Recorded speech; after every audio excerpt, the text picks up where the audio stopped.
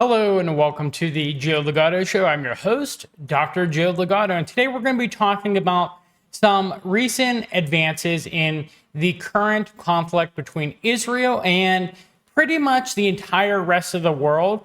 The only country that is solidly on Israel's side right now is the United States, and both of them are really on the back foot. They've been losing pretty much nonstop. So we're going to look at some of the ongoings of the current crisis in Gaza, Israel's actions, and then retaliation for Israel's action.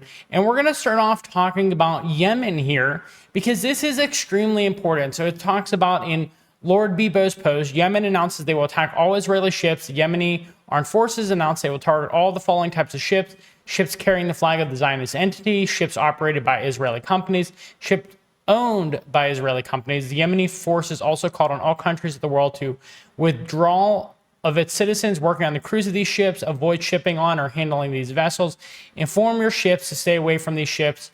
So this is huge because Yemen might not be the biggest country, it might not be the most powerful country, but the way trade works and international shipping works, it's extremely important that these countries and their ships have safe passage because of insurance rates.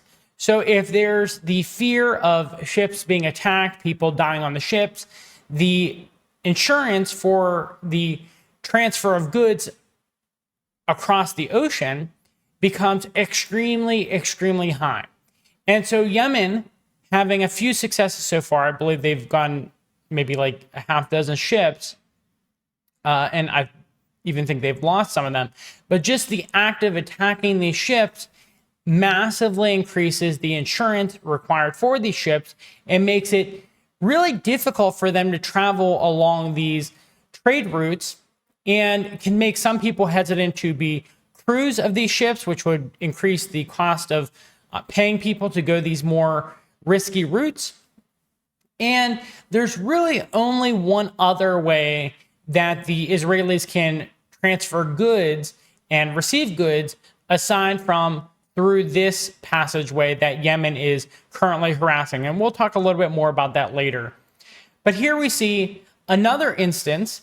So U.S. official says a container ship owned by an Israeli billionaire was attacked by a suspected Iranian drone in the Indian Ocean. So all across the world, not only in Yemen's backyard, but also in the Indian Ocean, you're seeing ships being harassed. And this is one of the most effective tactics for the least amount of cost on the side of Gaza for this to occur.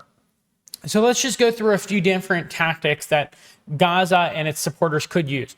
Another major one is not allowing shipments of various other goods to go through your country, such as military equipment or oil, and those have a much higher cost. But if you have, say, some Iranian drones or just some Yemenis who are already being attacked by places like Saudi Arabia and the United States, if you have them harassing ships, that tactic is far more cost effective than a lot of other things you could do that might have more serious implications on the countries that are actually initiating the actions. Things like an oil embargo really do have some negative consequences on the countries that are initiating the oil embargo.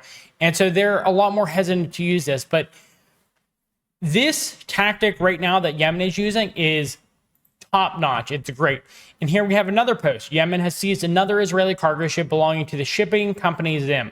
So we're seeing whether it's a ship flying the Israeli national flag, whether it's a ship owned by Israeli billionaires, whether it's a ship transporting cargo to Israel, all of those ships are getting attacked, and there's really not much that can be done about it. Even if the attacks are, for the most part, rebuffed by the United States and by Israel, you still have to worry about the attacks, in which case insurance costs go up. And that's the entire point of this entire situation. And this is an extremely effective tactic by Yemen. So another post, Yemen's Houthis have already captured 3 Israeli ships. And I should mention this. People have been nitpicking about, well, it's not the Yemeni government, it's just the Yemeni Houthis. The Yemeni Houthis are essentially in control of the government The real government is mostly in exile. They control very minimal territory. They don't control a lot of the resource-rich territory. But for all intents and purposes, the Houthis are in charge of Yemen. They're just not the internationally recognized government of Yemen. So going on with this post, one of them full with containers and one full of oil. They also hit one in the Indian Ocean with kamikaze drones. The Houthis are inflicting a massive economic blow on Israel, where it hurts the most. What Saudi Arabia and Jordan could have done if they really stood behind the Palestinian people. This can also cause great economic damage to the West, which conducts all of its trade with Asia through this route. The Houthis seem to be copying the U.S. pattern in world conflicts. You're hitting where it hurts the most, and that is the economy. Yeah, and that's the thing where the United States does not have effective tactics to hit other countries where it hurts anymore, because the United States doesn't make anything. And the only reason they may control some trade routes is because they're on the other side of the world. Most trade routes aren't really through the United States. You have the Panama Canal, which the United States doesn't. It somewhat controls, not as much as it used to control a few decades ago. But for the most part, the United States has to go very far in order to control various trade routes and to do the exact same thing that the Yemenis are doing. And for the United States, it'd have even more of a political and diplomatic consequences if they had done something like this. So the Yemenis are in a very advantageous, unique position to do this type of economic warfare. And it's really, really brilliant that they're doing this. So the article goes on, or this Twitter post goes on to say, why does no one dare to touch the Houthis? Because they have ballistic missiles and kamikaze drones, which, as we have already seen, reach Israel without problems despite the 6 U.S. ships with anti-aircraft systems.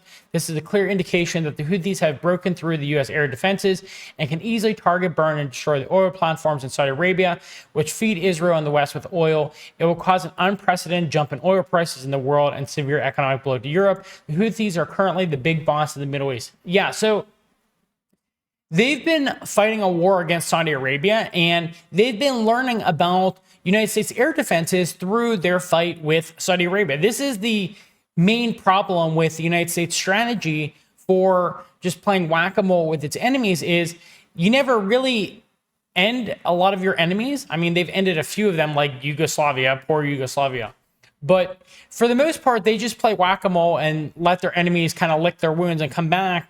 And that tactic is not really effective when all of your enemies are working together and you don't actually produce anything of value to the world. And so the Yemenis, through many, many, many years of facing American military equipment, has figured out ways around the military equipment and has created more advanced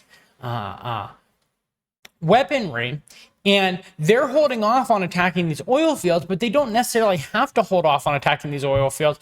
They're doing it because they understand they need to hold that in reserve in case there's retaliation against them, in which case they can attack the oil fields. And so really interesting things going on here. And then we have other people joining the fray of international piracy for freedom fighters, for helping the Gazan population. The Somali pirates support Palestine. So a group leader of the Somali pirates says, the leader of a very large Somali group, Issa Yulax from Puntland, said she would hijack Israeli ships off the Horn of Africa. We express solidarity with the Palestinian people and will avenge our brothers in faith. So we see here even more reason to believe that shipping costs are going to be extremely high, particularly for Western companies that go through here. And I'm going to bring in another aspect here. Let me see if I can bring this up. Full screen slideshow. All right, let me see. Okay, so this is what I want. All right, so there's another really interesting aspect here. So the Algerians haven't really taken any steps aside from very political steps that are not actual actions, but the Algerian parliament unanimously votes to support the Palestine militarily. And so this is a very short article. The Algerian parliament on November 2nd unanimously voted to authorize The president to enter the Gaza-Israel war and throw his support behind Palestine. That 100-100 vote, so unanimous vote, came a day after the anniversary of the Algerian War of Independence against French colonialism. Algeria is the second Arab nation that looks to enter the war against Israel following Yemen's declaration of war just 2 days prior. We launched a large number of ballistic and cruise missiles and a large number of drones at various targets of the Zionist enemy in the Palestine occupied territory. The spokesperson of the Yemeni Armed Forces, General Yahya Saree, said earlier this week, we emphasize that this operation is the third operation in support of our oppressed brothers in Palestine. Saree then added that the position of our Yemeni people towards the cause of Palestine is fixed and principled. Palestinian people have their full right to defend themselves and use their full rights. Our forces performed their duty in supporting Gaza and fired ballistic missiles and cruise missiles at enemy targets in occupied territory. Okay, so essentially what this article says is Algeria has the authority, if it wants to go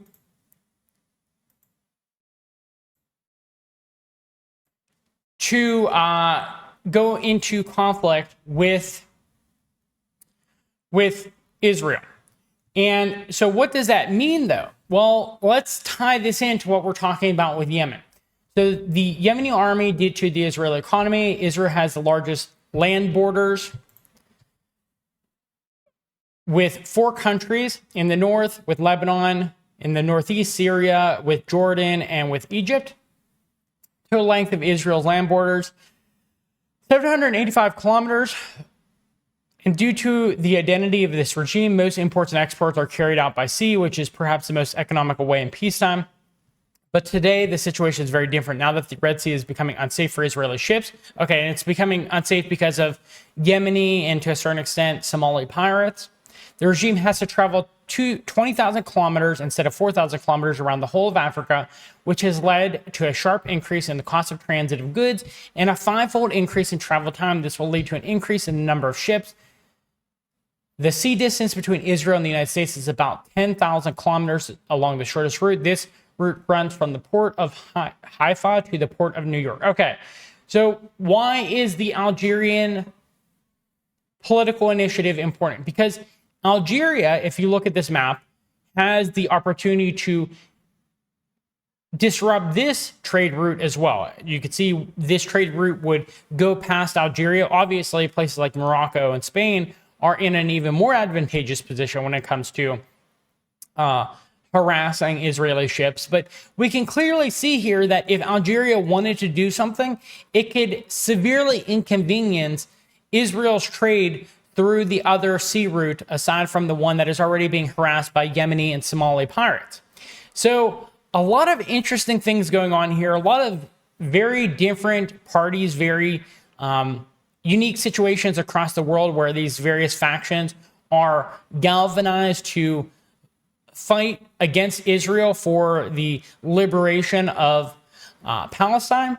So if you found this video to be informative, helpful to learn about the situation related to contemporary piracy and international trade routes, please give us a like, a thumbs up. It does help us in the algorithm. Please subscribe to our channel on YouTube and Rumble. We are getting suppressed in the algorithm on YouTube, so if you can, tell other people about our channel. Please leave us a comment in the comment box below. Questions, concerns, critiques, anything like that. I do read all of them, and I do respond when it seems like it's appropriate. Thank you for watching, and I hope you have a good rest of your day. Bye.